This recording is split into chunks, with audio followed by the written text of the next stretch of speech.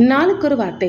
நீங்கள் உங்கள் வஸ்திரங்களை அல்ல, உங்கள் இருதயங்களை கிழித்து உங்கள் தேவனாகிய கர்த்தரிடத்தில் திரும்புங்கள்.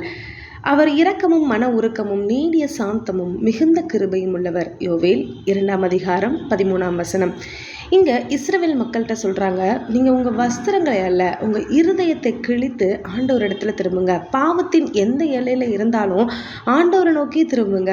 அப்படி நீங்கள் திரும்பும்போது அவர் உங்களுக்கு கிருபை உள்ளவராக இருக்கிறார் அப்படின்னு சொல்லி இங்கே சொல்கிறத பார்க்க முடியுது. இன்றைக்கும் நம்மளும் கூட நம்ம எந்த ஒரு பாவத்தின் எல்லையில் இருந்தாலும் பாவம் பண்ணிட்டோமே, ஐயோ நம்ம இனிமேல் ஆண்டவர் இடத்துல போய் சேர முடியாது, ப்ரேயர் பண்ணக்கூடாது, பைபிள் வாசிக்கக்கூடாதுன்னு சொல்லி கில்ட்டி ஃபீலிங்கில் நம்ம நிற்காம எந்த ஒரு பாவத்தின் எல்லையில் இருந்தாலும் ஆண்டவரை நோக்கி நம்ம இருதயத்தை கிழித்து திரும்பும்போது அவர் நமக்கு கிருபை உள்ளவராக இருந்து நம்முடைய பாவத்தை மன்னிக்க வல்லவராக இருக்கிறார். அதனால நம்ம இருதயங்களை ஆண்டவரிடத்துல ஒப்பு கொடுத்து ஆண்டவருக்கு நிறைய திரும்புவோம். தேவனுக்கே மகிமை உண்டாவதாக.